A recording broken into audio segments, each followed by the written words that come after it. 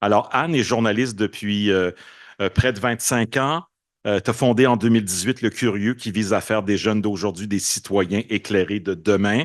Le Curieux, c'est un journal numérique québécois francophone qui explique l'actualité aux jeunes et qui conçoit des activités pédagogiques pour les enseignants. C'est des ateliers d'éducation à l'information et aux médias donnés dans des écoles primaires ou secondaires. Je rappelle que autrefois, ben, tu as été diplômé de l'École supérieure de journalisme de Lille, quoique l'université fête ses 100 ans cette année. Tu as exercé ton métier de journaliste en Afrique, en Océanie. Tu es française d'origine, installée au Québec depuis 2010 et tu as collaboré avec les affaires, la presse, le devoir, l'actualité, Enfant Québec avant de te lancer dans la création du Curieux. Alors aujourd'hui, le thème de ta présentation de 15 minutes, l'impact de la revue de presse d'actualité auprès des ados, des enseignants, leurs projets, les défis de l'EMI. Quel est le marché au Québec? Anne Guénière.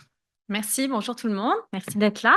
Est-ce qu'on peut faire la présentation? Je montrerai peut-être le site internet après si ça vous dérange pas. Oui. Ou ben, en fait, ouais, je vais intégrer les deux si c'est possible, hein. C'est trop compliqué. Du coup, bah, c'est ça. Donc, je me présente, bah, tu m'as déjà très bien présenté. Donc, Anne, journaliste et fondatrice du Curieux. Je vais vous expliquer rapidement ce qu'on fait au Curieux avant de pouvoir justement vous dire un petit peu ce qu'on a, bah, les impacts qu'on pense avoir.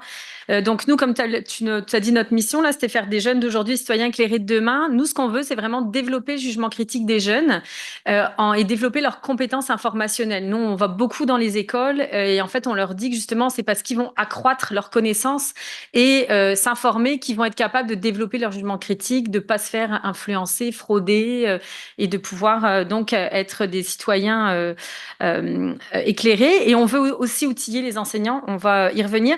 La solution que moi, j'ai choisie, c'est une entreprise à impact social, donc une entreprise privée, mais on est vraiment à impact social. C'est-à-dire qu'il y a vraiment un équilibre entre, oui, faire vivre les gens avec qui on travaille, mais réinvestir tout ce qu'on peut dans le développement de nos activités pour que ça profite au plus grand nombre d'élèves et d'enseignants.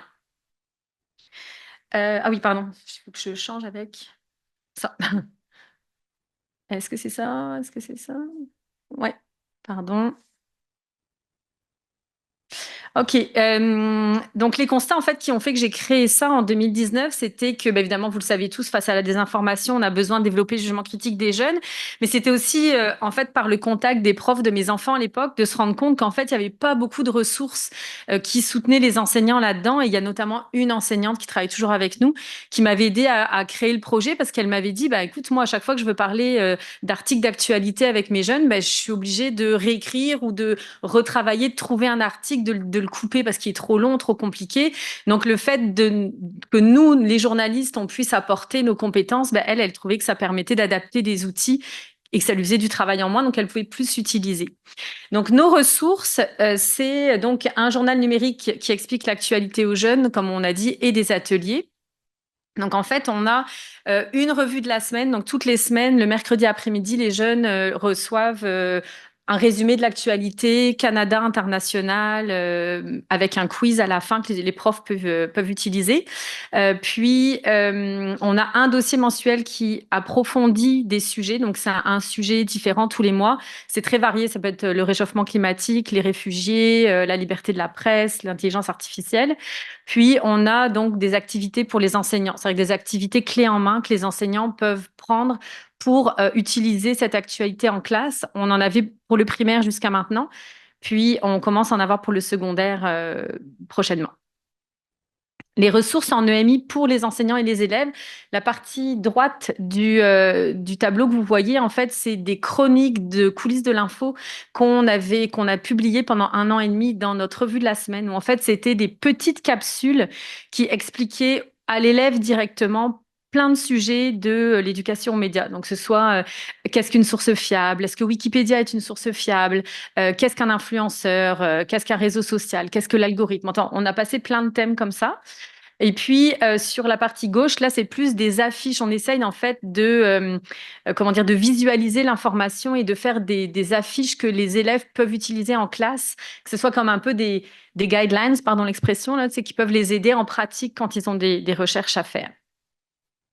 Nos ateliers, on en a plusieurs thèmes et plusieurs sortes. On a des ateliers simples que je dirais théoriques, puis je vais rebondir beaucoup sur ce qui a été dit tout à l'heure, notamment par Normand et Colette.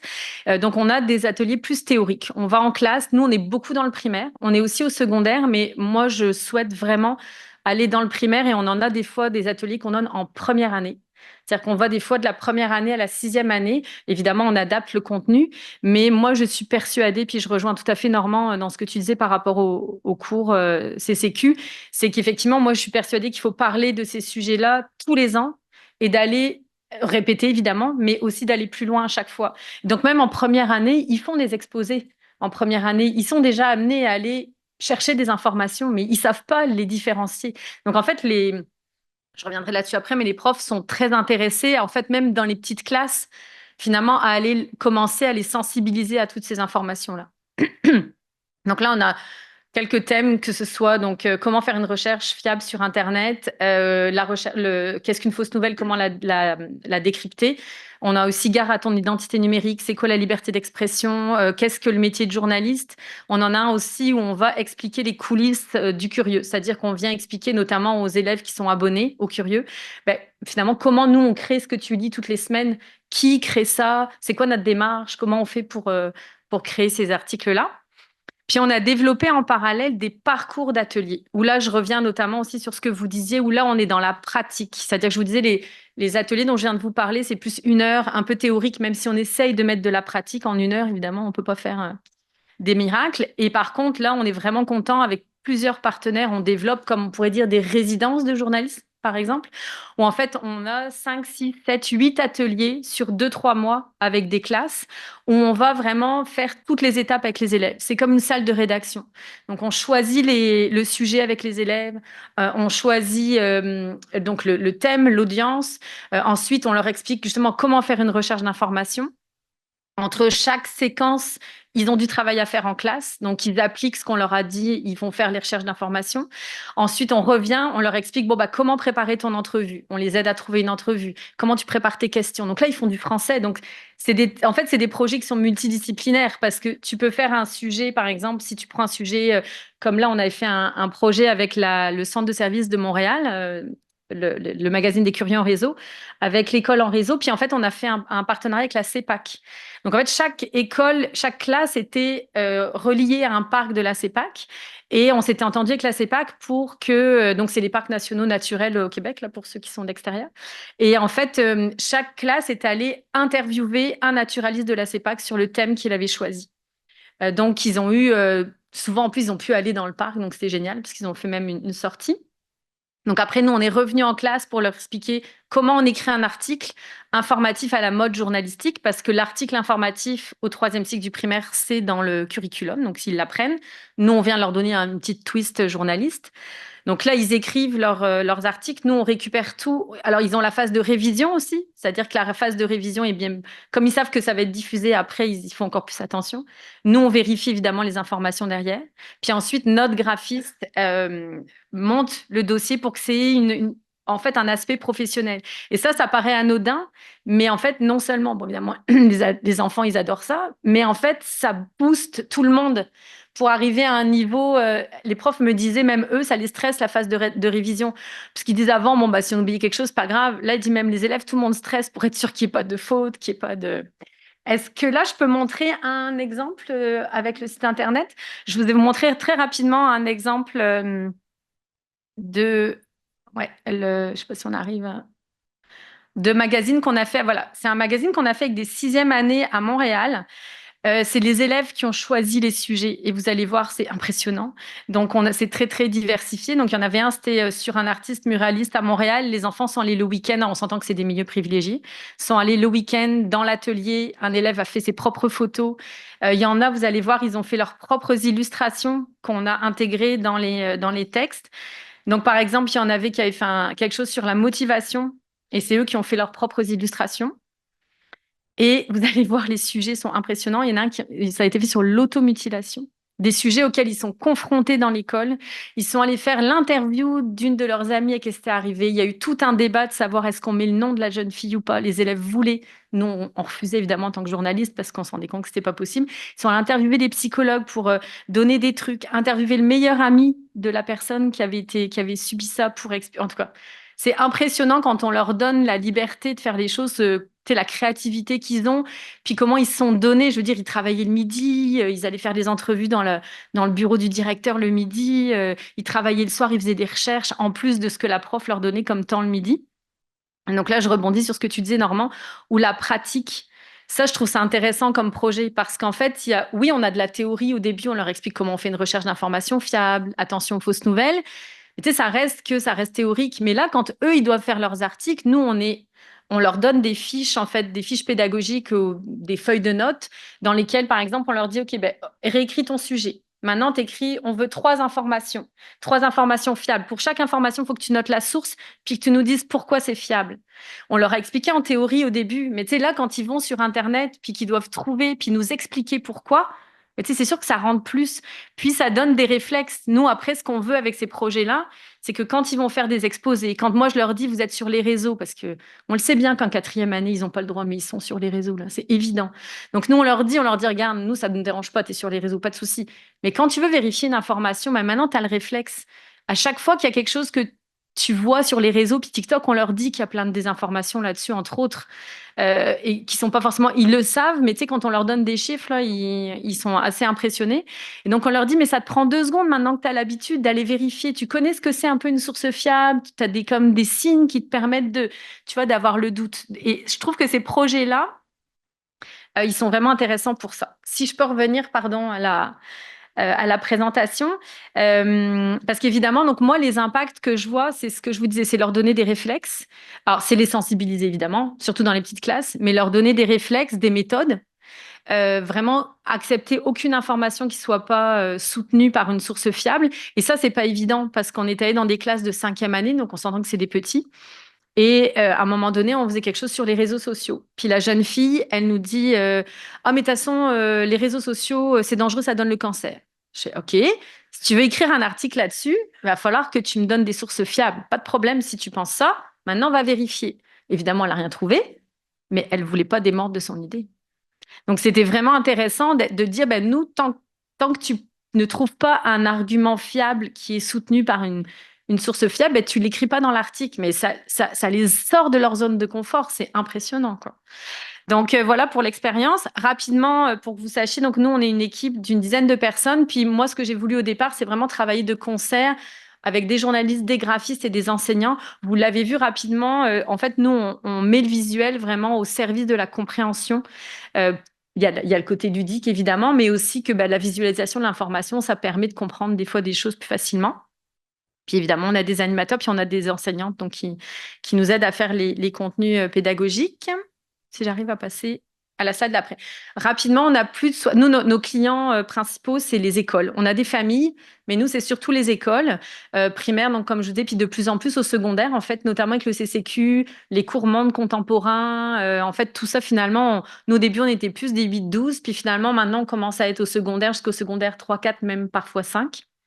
Donc, on a à peu près 64 000 cette année à abonnés, élèves et enseignants donc au Québec, mais de plus en plus hors Québec, autant dans les écoles francophones qu'en fait dans les classes immersion français dans les écoles anglophones, qui manquent d'outils justement pour apprendre le français. On est aussi il y a des bibliothèques qui sont abonnées, puis donc on donne des ateliers, comme je vous ai dit tout à l'heure.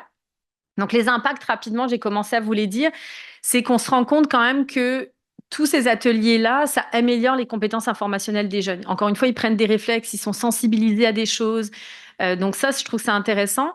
Ils adoptent des réflexes citoyens aussi, parce qu'à travers tout ça, il y a de la responsabilité. Nous, on leur parle de responsabilité. C'est-à-dire qu'en fait, quand tu fais ça, oui, c'est pour toi-même, tu prends de moins mauvaises décisions, mais tu n'es pas un diffuseur de fausses nouvelles non plus parce que tu les vérifies. Donc, quelque part, tu es un citoyen responsable, même quand tu as juste 7, 8, 9 ans et que tu es déjà sur les réseaux ou que tu parles à tes amis dans la cour de récré. Et puis, il y a aussi, moi, ce que j'ai trouvé vraiment intéressant, puis que j'ai découvert, je ne m'y attendais pas du tout, c'est qu'en fait, tous ces apprentissages-là, ça leur donne un sentiment de confiance C'est-à-dire qu'ils ont l'impression déjà qu'on les accepte dans notre monde parce qu'on leur donne des responsabilités, on les inclut. Puis après, le fait d'acquérir tous ces réflexes-là, bah, finalement, ils se rendent compte que ah ben, je peux développer une opinion parce que je sais des choses. Ah, mais je peux aller dire à quelqu'un, même un enseignant, puis moi, je leur dis, j'ai même moi, ayez un regard critique quand je parle.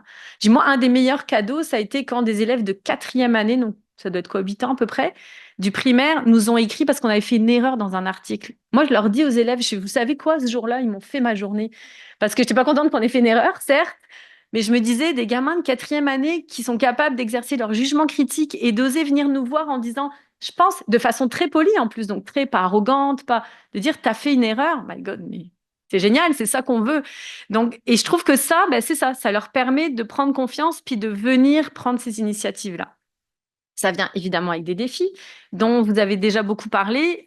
Sur le terrain, vraiment, c'est évidemment le manque de budget des écoles. Puis ça, c'est très frustrant parce qu'il y a des enseignants qui sont super motivés et qui, à un moment donné, ben, ne peuvent pas donner cours à des projets parce qu'il manque de budget. Puis nous, je peux vous dire qu'on est super arrangeant. Le nombre de fois que on essaye de prendre une partie sur nous parce que, encore une fois, on est une entreprise d'impact social. Moi, ce qui compte, c'est que ces gamins-là, ils apprennent des choses. T'sais, nous, on veut être payés correctement.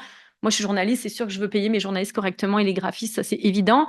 Mais je veux dire, on veut pas, on n'est pas là pour faire du profit. Donc, ce qu'on veut, c'est vraiment essayer de déménager la chèvre et le chou. On a travaillé avec le CQMI pour trouver des partenaires, c'est vraiment pas évident. Et les profs, souvent, qui arrivent à faire nos projets, ben, c'est qu'en fait, ils sont super doués pour aller trouver des subventions. Nous-mêmes, on dépose des subventions avec des partenaires. Donc, c'est des choses de longue haleine et ça bride beaucoup, évidemment, l'épanouissement de ce genre de projet-là, le rayonnement. Ensuite, les défis, c'est que bah, la prise de conscience, en tout cas au Québec, je la trouve quand même assez récente. Même au niveau de l'éducation, au niveau évidemment des directions, au niveau du ministère de l'Éducation, du gouvernement, j'en parle même pas. Il y a peu de soutien, moi, je trouve. Moi, le CCQ, même si je suis d'accord il est pas encore parfait, pour moi, honnêtement, ça a été un ballon d'oxygène parce que enfin, au-delà des domaines généraux de formation, où quand même on parlait un peu de ça, mais de façon très lointaine, au moins là, c'est obligé. Normalement, c'est dans le programme.